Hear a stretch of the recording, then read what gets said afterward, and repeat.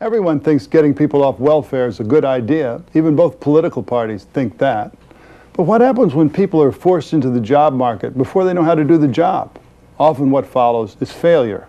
Then the unhappy circle of welfare and poverty remains unbroken. Enter the uncommon American. The story of Sharon Darling and her family literacy program probably ought to be on the front page of every newspaper in America.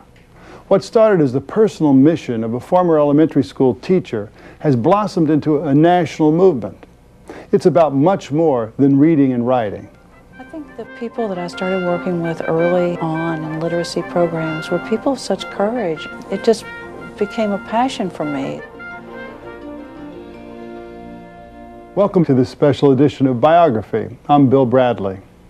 Uncommon Americans. Who are they? What makes them uncommon? Well, sometimes you hear people say things like this. If a man's hungry, don't give him a fish, teach him how to fish.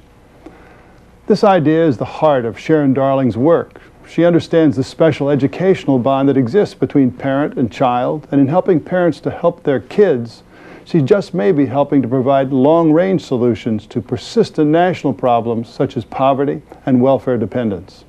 Of course, Sharon Darling has been teaching people how to fish for a long time now.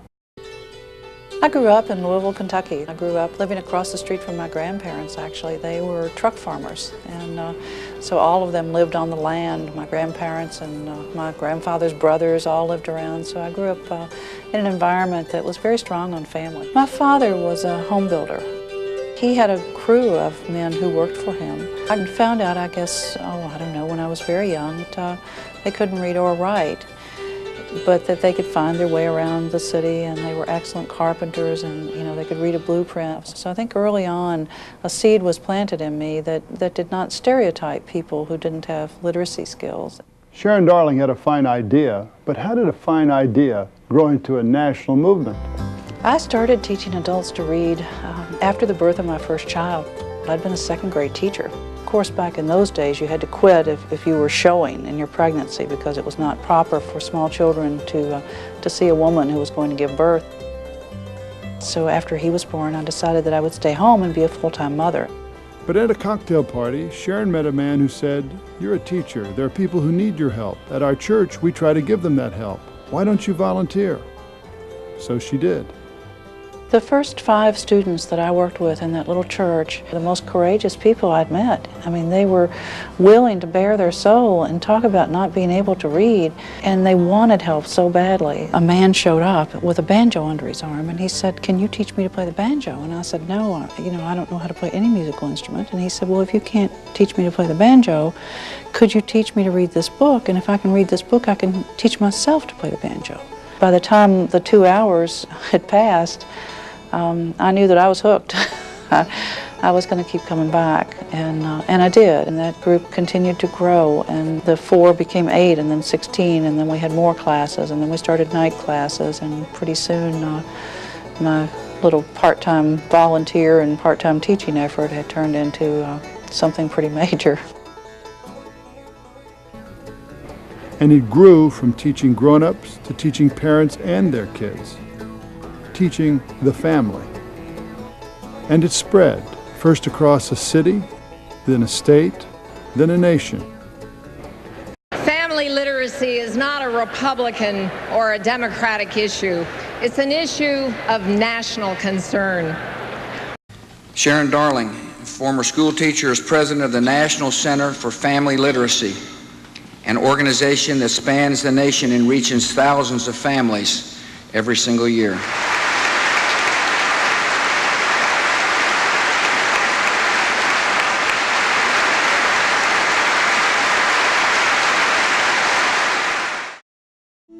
The National Center for Family Literacy is a nonprofit organization that really is a holistic approach to education and to policy that focuses on the family.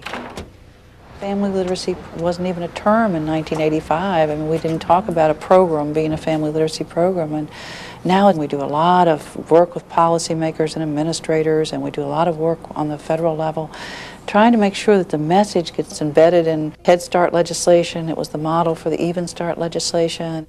and the adult education law that's working its way through the Senate.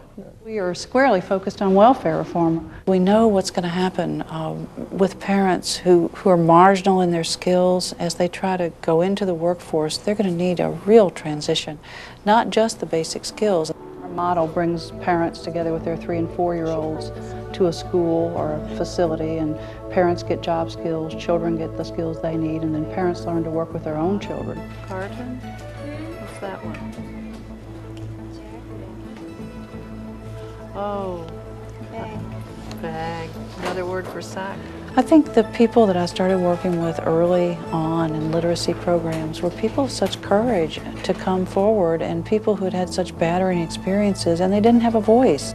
So to try to help, it just became a passion for me that people deserved more than they were being given. How can you make any difference?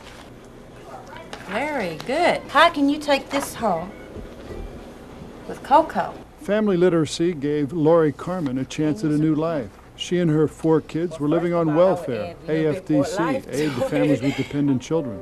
But once she enrolled in the family literacy program, she got her GED, her high school equivalency degree, and now teaches others what she has learned, how to read the world. And they weren't just any kind of bubbles. They were magic bubbles. Everywhere. I was 16 years old when I quit school, hit me on the low and got married. It wasn't a good relationship. We was married for 9 years, and he liked to hit. I have 4 kids, and they knew what was going on. And I just said, that's it, it's time to quit. I'm tired, I'm through.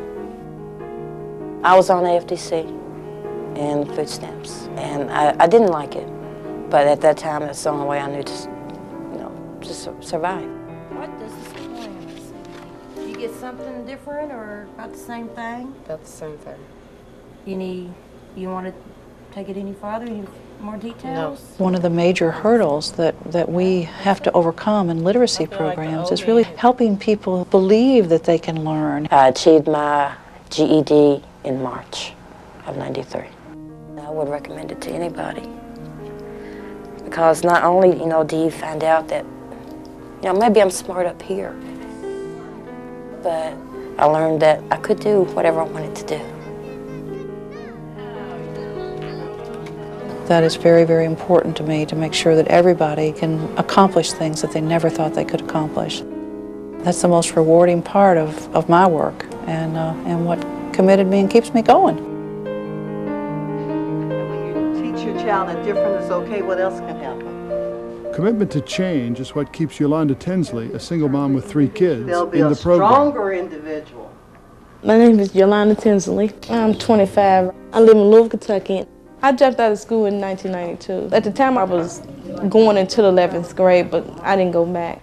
There are many different kinds of people. Some are white and some are black. Everyone can't be the same. Now I got a second chance. I'm not going to mess it up this time. It's not never wrong to be or to feel different. Well, good. See, what do you think about that? It's pretty good, isn't it? I think literacy is really our ticket in society. All of the writers in here are from some county in Kentucky. It's your passport, so to speak, to a job. It's your access to information. And she was also very smart for her age. It really is about helping people have hope again, replacing hopelessness with hope. I am in awe of this wonderful woman. I would love to know how many people have learned to read as a result of Sharon's work. She is one of my real heroes. Is that what you had to do for homework? So you already know it? So when you get to school, you tell your teacher, right? All the way. Yolanda spent her childhood taking care of her sisters, and so to get out of her house, she got pregnant, dropped out of school, and continued a family dependence on welfare. You gotta stand right here and wait for it, okay? I started receiving welfare when I was 19.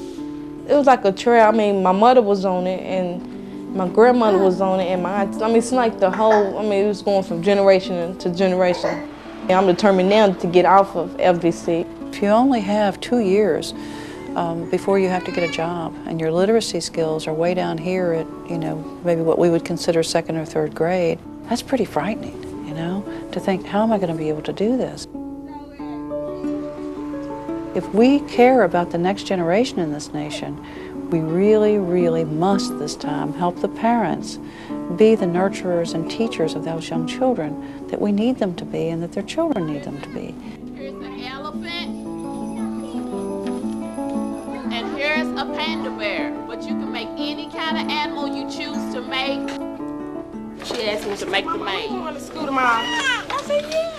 Family literacy is a way to prepare people for the workforce while we prepare them for their other really important role, and that is the role of parenting. What you making, Brittany? What you making? Parents and the children come together for something that we call parent and child interaction time, or PACT. This program helps you get closer to your kids. And it helps us, teach them stuff, and plus, they also help us, teach us stuff. To be patient. Yeah, I need some blunt. When I get frustrated, I know what to do. I know how to deal with it. 138, very good. Do another one, Roseanne. And then it comes out to be 21 and 130. Okay, Yolanda, you want to try one? Meanwhile, Yolanda is learning skills to help her climb out of welfare. Skills like reading and writing and math and believing in yourself. So 3 minus 1, 2Z. When I first came in there, I got discouraged. I gave up. I didn't have no confidence. Everyone writes the problem down. Yolanda's a very special lady. I've seen her grow. She has really opened up. She's willing to challenge herself. Does anyone understand that? Yeah, I understand. You figured it out. Since I got on this program, it's like giving me more confidence that I can do it now. I had passed my social studies, science, and my literature, so I got like 2 more parts to pass, and I'll be done my GED. I think I had my GED before September. What gets me up in the morning is just watching the changes in families and watching people grow. And I think we can put the power back in people if we really believe in them, and I just think we're on the right track. I'm so proud of you, and I think you have shown a lot of courage by coming back to school, and I wish you the best. Please let me know how you're doing. If you get your GED, let me know. Let you know. All right. We're going to celebrate, okay? All right. Does Sharon Darling's program work? Listen to Laurie Carmen and see what you think.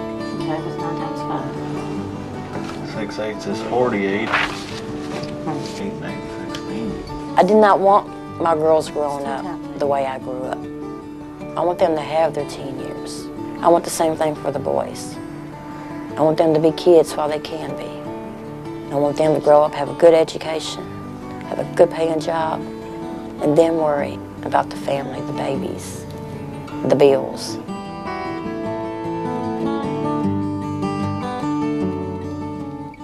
Got out for welfare in '92.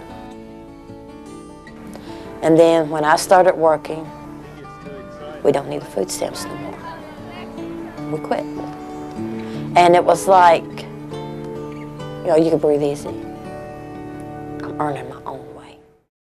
The crisis in America is one that we've recognized for so long, but we've just failed to intervene in. And that crisis is that we really cannot continue to try to solve the problems of education, of poverty, of health care, of welfare reform within the confines of our systems that exist now. We're going to have to color outside the lines. We're going to have to look elsewhere for solutions. And those solutions involve bringing fragmented services together and focusing on the family.